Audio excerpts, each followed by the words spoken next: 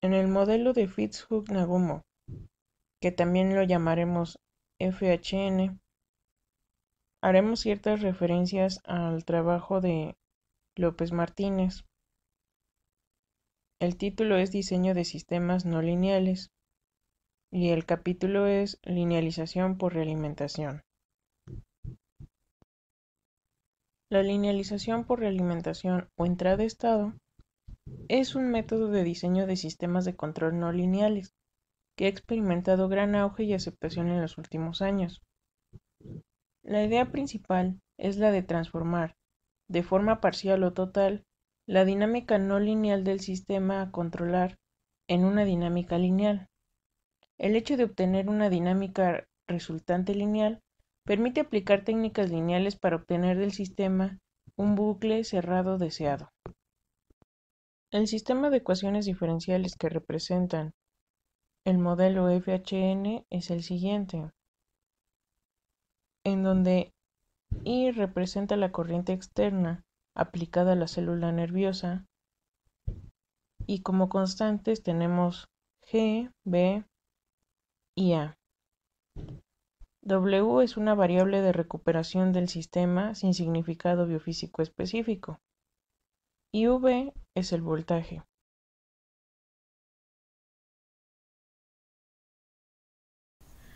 La neurona son células nerviosas que varían en su forma y tamaño. Estas están constituidas por tres partes principales: el cuerpo celular o soma, las dendritas y el axón. El soma es el que contiene el núcleo de la célula y por lo tanto es poseedor del material genético del mismo. Las dendritas y el axón son filamentos con múltiples ramificaciones que le permiten a la célula nerviosa recibir o transmitir señales a través de múltiples células. En el soma se lleva a cabo un proceso de integración de señales provenientes de las dendritas, el cual termina con el envío de una respuesta concordante hacia otras células receptoras, a través de una larga fibra que es el axón. A nivel local, la interacción entre célula y célula se da a través de conexiones llamadas sinapsis. A nivel global, la funcionalidad del cerebro emerge de la suma de todas las interacciones que tienen lugar entre las células constituyentes. Las neuronas están cubiertas por una membrana compuesta de complejos proteínicos y lípidos orientados que forman estructuras llamadas canales iónicos. Estos sirven para regular los procesos de intercambio iónico, que originan la formación de las señales nerviosas. Los primeros estudios experimentales que se llevaron a cabo fueron facilitados por la existencia de un axón gigante de una de las células que controlan la acción neuromotora del calamar. El sustrato de esta funcionalidad tiene una complejidad extraordinaria, ya que en el cerebro humano tiene varios miles de millones de neuronas que individualmente pueden llegar a tener conexiones con varias centenas de otras células nerviosas.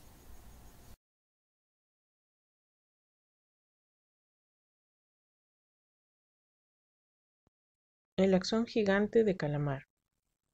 La forma corporal y hábitos de los cefalópodos son tan diferentes a los de los humanos que casi podría decirse que son alienígenas de otros mundos.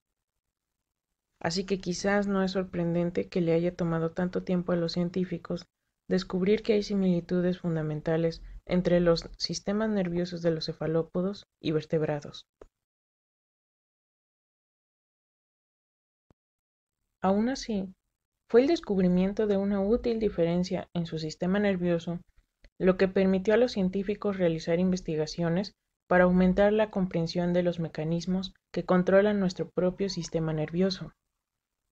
El gran avance involucró a los nervios que controlan la contracción de los músculos del manto, usados para la propulsión a chorro del calamar. Incluso un calamar de tamaño mediano puede expulsar una gran cantidad de agua con gran fuerza. A mediados de los años 30, el zoólogo británico J. Z. Young estaba involucrado en el estudio de la anatomía del calamar. Young observó un grupo de grandes estructuras tubulares, cada una de hasta 1 milímetro de diámetro, en el manto del calamar.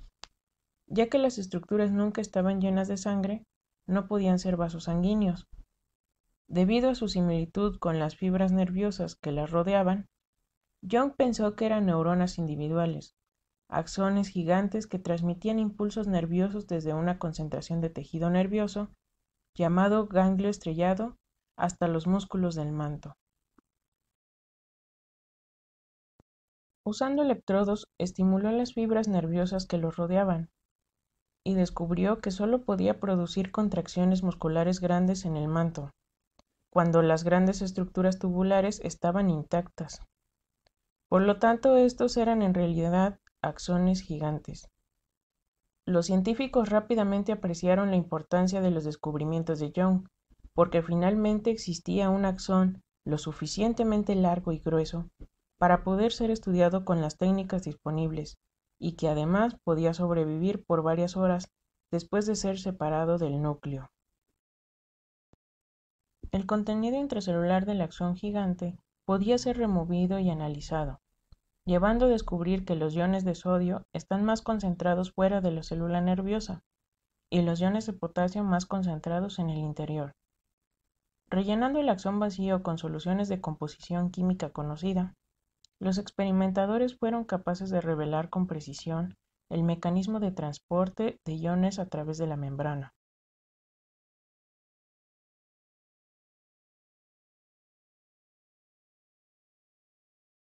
Los axones gigantes son lo suficientemente grandes y gruesos para encontrar electrodos que puedan ser insertados a través de la membrana plasmática y dentro del axoplasma.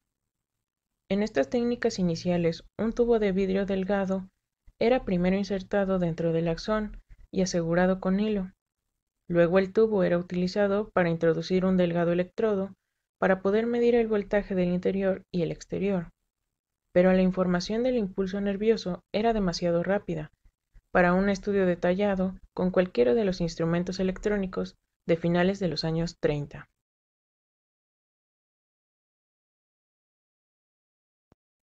No fue hasta los años 50, luego del mejoramiento de equipos electrónicos en tiempos de guerra, que se hizo un proceso mayor.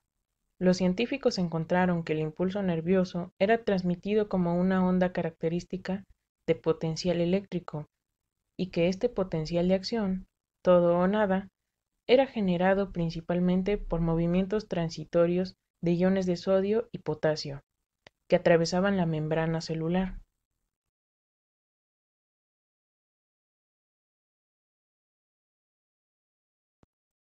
Las investigaciones realizadas en el axón gigante de calamar revelaron los mecanismos de formación y propagación del potencial de acción nervioso.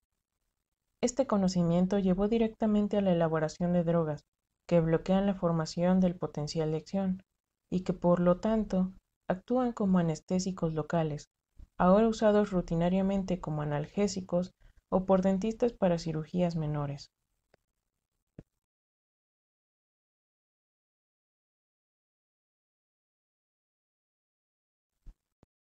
Comenzando con la linealización entrada-estado y tomando en cuenta nuestras ecuaciones, primero definiremos el vector de estados. Para los estados tomamos en cuenta el voltaje, que es igual a x1, y W, que es igual a x2, en donde x1 punto es igual a V punto y x2 punto es igual a W punto. Cada una de ellas corresponde a su primera derivada. Como siguiente paso, definimos la entrada del sistema. La entrada del sistema es la corriente porque es una corriente externa en el sistema biofísico. Este modelo presenta dos ecuaciones diferenciales. La primera va a estar con respecto al voltaje y la segunda con respecto a la variable de recuperación del sistema. Primeramente, para la linealización entrada-estado se va a definir un vector de estados, donde x1 va a ser igual a voltaje y x2 a la variable de recuperación. Al derivar estas ecuaciones, obtenemos el siguiente sistema. Posteriormente se va a definir la entrada del sistema, el cual va a ser I, que va a ser la corriente externa. Para realizar este método es necesario expresar estas ecuaciones de la siguiente manera, de modo que I va a ser la entrada y f de x va a ser nuestro sistema. Acomodando nuestro sistema de esta manera, vamos a obtener las siguientes matrices, en donde f1 de x va a ser igual a este componente y f2 de x a este componente. Posteriormente se realiza una reducción de estas ecuaciones y obtenemos la siguiente matriz. Para comprobar que un sistema es linealizable, es necesario realizar una matriz con estos componentes, donde n va a ser el número de estados del sistema, en el cual va a ser 2 en nuestro caso. Con esto, si el determinante es 0, se va a poder comprobar que la ecuación es linealizable. También es necesario determinar si posee controlabilidad e involutibilidad.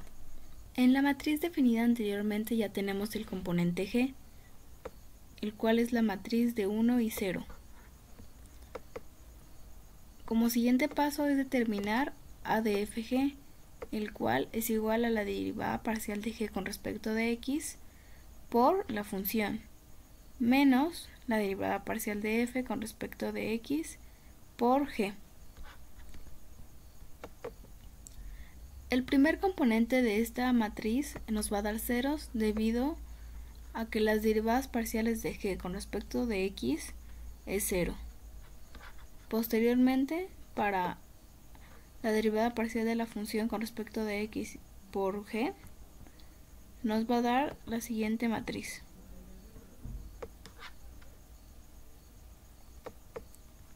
Ahora ya tenemos dos componentes, g y a de fg. Si se saca el determinante de esta matriz, obtenemos que el determinante es menos b, siendo este diferente de 0. Con esto se puede determinar que el sistema es linealizable por realimentación entrada-estado. Como siguiente paso es necesario calcular un nuevo vector de estados a partir del primer estado Z1 mediante la transformación de este sistema. Y posteriormente sacar la ley de control linealizante. Para esto se ha de plantear las ecuaciones para encontrar el primer estado Z1, el cual tendrá que cumplir con las siguientes condiciones. El gradiente de Z1 por G debe ser igual a 0, así como el gradiente de Z1 por A de fg diferente de 0. Al sacar las derivadas parciales de Z1 con respecto de Z2 y multiplicarla por la matriz G, determinamos que la derivada parcial de Z1 con respecto de X1 debe ser igual a 0. Mientras que la derivada parcial de Z1 con respecto de X1 y la derivada parcial de Z1 con respecto de X2 multiplicada por la función nos va a dar el siguiente sistema. Debido a nuestras condiciones anteriores, determinamos que este factor debe ser diferente de 0, de tal manera que Z1 tiene que ser igual a X2 para que esta derivada parcial sea diferente de 0.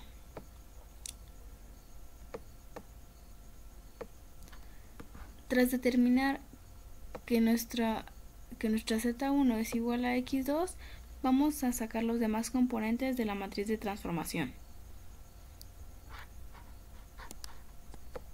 El siguiente componente que debemos determinar es la derivada del I de Z1. La derivada del I de Z1 de X va a ser igual al gradiente de Z1 por la función.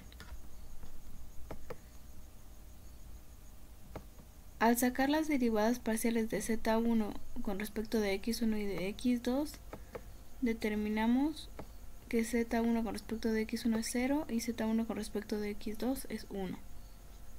Por lo tanto, la derivada del i de z1 de x es igual a f2. Con nuestra matriz original, nosotros sabemos que f2 es igual a b por x1 menos bg por x2. Al sacar la transformada de esta matriz, obtenemos la siguiente matriz, en la cual solo se invirtieron las filas y las columnas. Finalmente, la señal de control a aplicar al actuador viene dada por la siguiente transformación, donde debemos de tomar en cuenta que n es igual al número de estados. El siguiente procedimiento nos ayuda a encontrar las derivadas del i para sustituirlas dentro de la igualdad a u. Después de realizar las derivadas del i correspondientes, procedemos a sustituir dentro de nuestra igualdad. Y finalmente encontramos u en función de x1 y x2.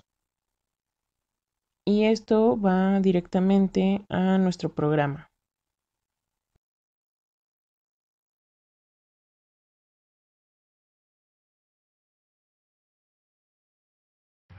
Tomando en cuenta nuestro sistema de ecuaciones de nuestra ecuación 15, vamos a simular este sistema que aún no está linealizado en un programa llamado Scilab. Para esto tenemos a x1, x2 y nuestra entrada. Primero tenemos que asignar los valores a nuestras constantes que se muestran en el siguiente recuadro. Y una vez asignados los valores, vamos a simular nuestro programa, donde se obtendrá una gráfica de x contra y, donde se aprecia una forma de espiral, donde este espiral se debe a que nuestro sistema aún no está linealizado y que también nuestro sistema no tiende al infinito. Para simular nuestro sistema linealizado lo hicimos en el programa Scilab por código, donde primero le asignamos valores a nuestras constantes. Después de eso tenemos las ganancias del controlador, donde nuestro tiempo de reacción es igual a 0.3.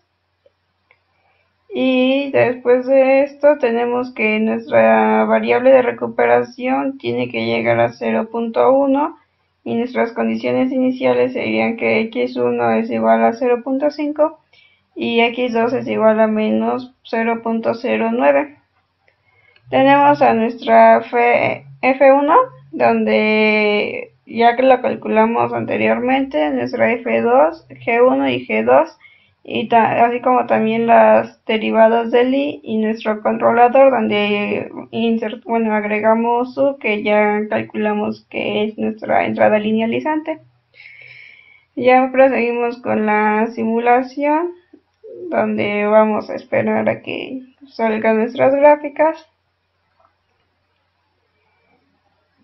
Ya una vez que salieron las gráficas, tenemos nuestro voltaje, donde el tiempo de recuperación es igual a 0.3, como lo habíamos asignado, y ya después vemos que se estabiliza nuestro sistema y nuestra variable de recuperación tiene que llegar a 0.1 como lo asignamos.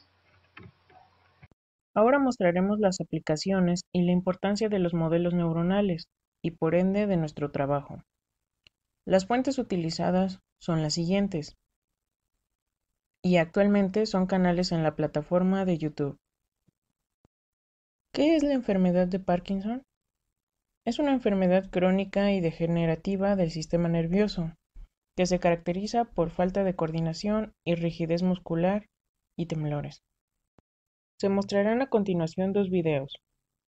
Uno mostrará una operación que se realiza a partir de la Fundación Fleni. Fleni es una institución creada sin fines de lucro en el año de 1959 en Argentina, con el objetivo inicial de contribuir a la prevención y la lucha contra las enfermedades neurológicas. En esta operación se explica, a grosso modo, el funcionamiento del controlador y cómo trabaja dentro del cuerpo humano. La operación propiamente dicha, de manera invasiva para el paciente, comienza en este momento.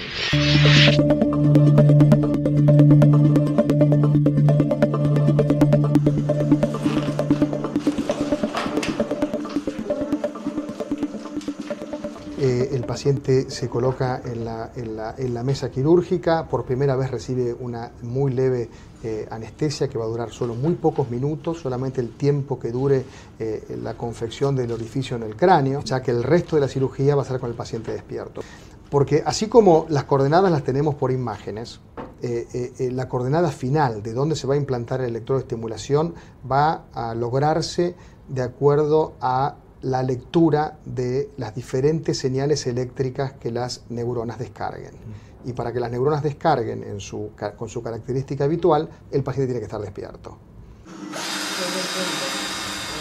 Se hace un pequeño orificio, como ya se ve a través del campo quirúrgico, y a través de ese pequeño orificio que se ve que se está realizando, es donde ingresa el electrodo de registro, o llamado electrodo de exploración. Ese electrodo, que vamos a bajar con un micromanipulador, micrón por micrón, nos va a permitir registrar la actividad eléctrica de todas las neuronas que están en su camino.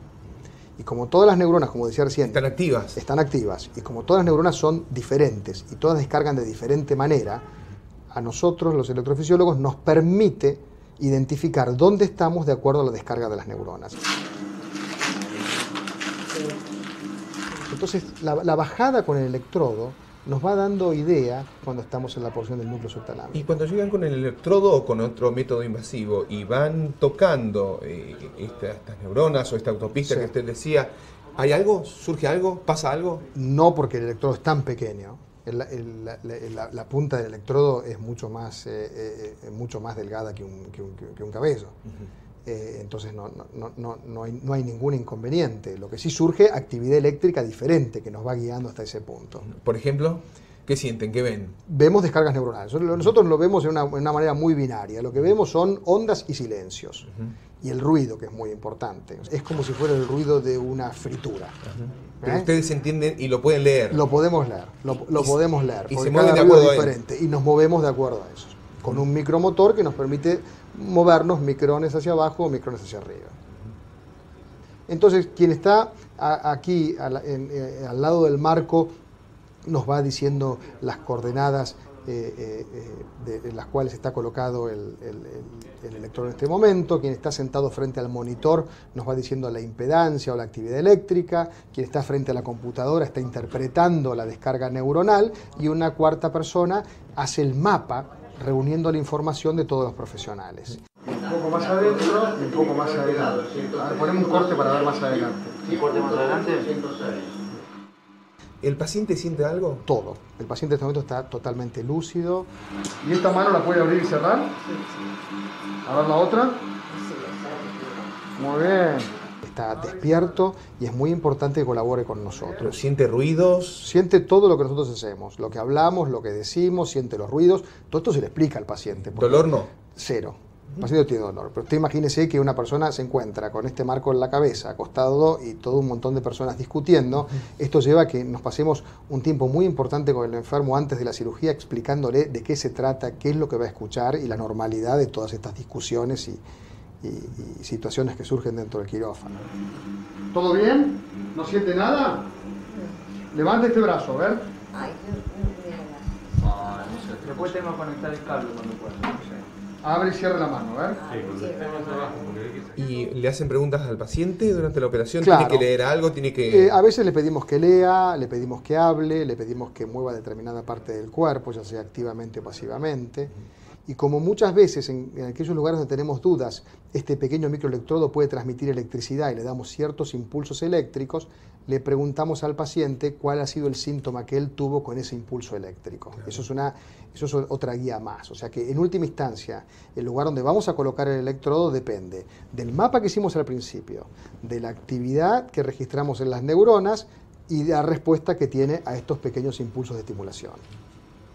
Doctor Merilo, el electrodo está colocado, ¿y cómo sigue esto? Escuché que ustedes hablaban algo de bilateral. Claro, en general la cirugía de Parkinson es bilateral, o sea que uno tiene que operar un núcleo primero y después el otro del otro lado. Y este procedimiento, que lleva aproximadamente 6 horas, así tal cual como yo lo expliqué recién, una vez que se termina, debe realizarse de igual manera del otro lado. Y todo el mismo día en el mismo acto quirúrgico. O sea, 6 más 6 o las 6. 6 más 6. Es un procedimiento que maratónico. Es maratónico, sí, es maratónico y es más maratónico para el paciente que tiene que estar en la camilla, ¿no? Si bien no tiene dolor, cuando lo necesita entra un kinesiólogo para moverlo y tiene todos los cuidados y comodidades necesarias, no deja de ser un procedimiento muy largo y estresante. Estamos en el lugar donde hay que ponerlo, pero está puesto acá. Lo que queremos es pasarnos para abajo para que quede el segundo en este lugar. Y ese núcleo que hay que estimular, ¿por qué necesita ser estimulado si tiene descargas descontroladas? Claro, ese núcleo forma parte de un circuito que no funciona apropiadamente. Entonces lo que uno hace es modular su descarga llevándola a la normalidad para que el circuito retome su función normal. ¿El electrodo necesita estar en el lugar más preciso posible? Claro, va conectado a un generador de pulso o una pequeña batería, ¿sí? Con un pequeño aparato que se coloca debajo de la clavícula, como si fuera un marcapasos del corazón. ¿Externo o interno? Interno, esto no se ve. Y después, desde debajo de la clavícula hasta el agujero que está en el cerebro, todo por debajo de la piel y por detrás de la oreja se pasa un cable que se conecta al electrodo. La vida útil de la batería de este aparato depende mucho de cuán precisamente fue colocado el aparato, porque cuanto más ubicado en el epicentro de la necesidad, es menor la ahorro de energía que se necesita y más tiempo que dura el generador de pulso. ¿Y se agota esa batería? ¿Hay que reemplazarla? Si se agota esa batería, cuya duración media son 5 años, hay que reemplazarla, pero eso no conlleva ningún procedimiento neuroquirúrgico. Solamente es una pequeña cirugía local que se hace de manera ambulatoria, que se saca el aparatito debajo de la clavícula y se coloca el otro nuevo. ¿El beneficio para el paciente es tan grande que justifica esto? El beneficio es muy importante en un número muy importante de enfermos, pero con determinadas características. No todos los enfermos con Parkinson son candidatos para operarse. La mayoría de los enfermos con Parkinson obtienen mucho beneficio durante toda su vida solamente tomando medicación. En aquellos pacientes que hemos perdido esa posibilidad, son aquellos que se van a beneficiar por la cirugía. Las descargas eléctricas se usan para la terapia de enfermedades como la epilepsia, temblores, tics, distonía y Parkinson. Esas descargas son exactamente lo que le aplicaron a Marcelo para tratar su enfermedad. Primeramente, bueno, el estimulador en sí, el generador de pulsos, que es una cápsula del tamaño como un pastillero o una caja de fósforos pequeña, ¿no? Para que tengan idea del tamaño.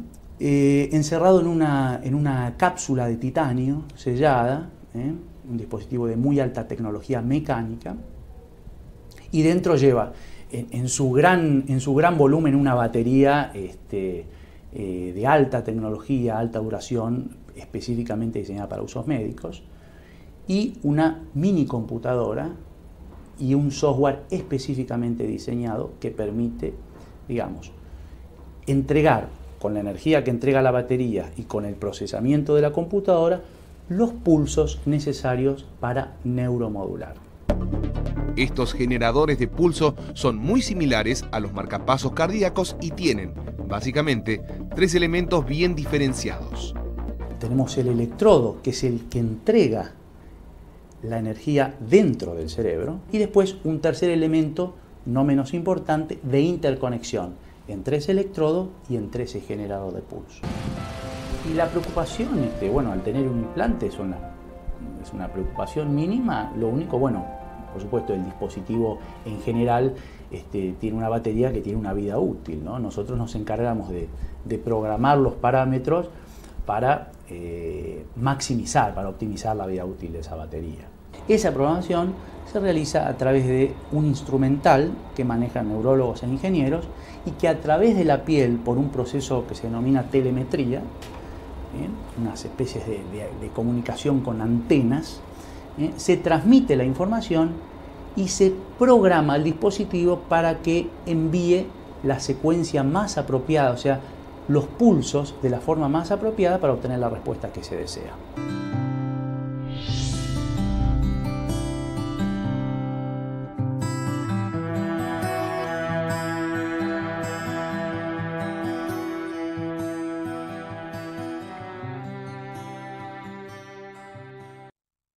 El siguiente video muestra el trabajo del Hospital de Luisiana, donde podemos observar el funcionamiento del controlador aplicado a una persona que padece los efectos de la enfermedad de Parkinson. Okay, so we're here for the initial programming session.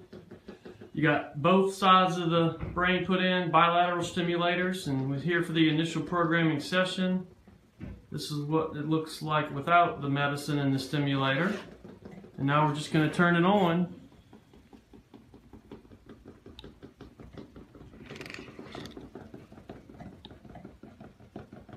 If I can get my fat fingers to hit the button, there we go. See how that feels. How you feel? I feel a lot better. Yeah. Excellent. Try tapping both your fingers for me. Excellent. All right. Feels pretty good? Oh yeah. Okay, good. Excellent.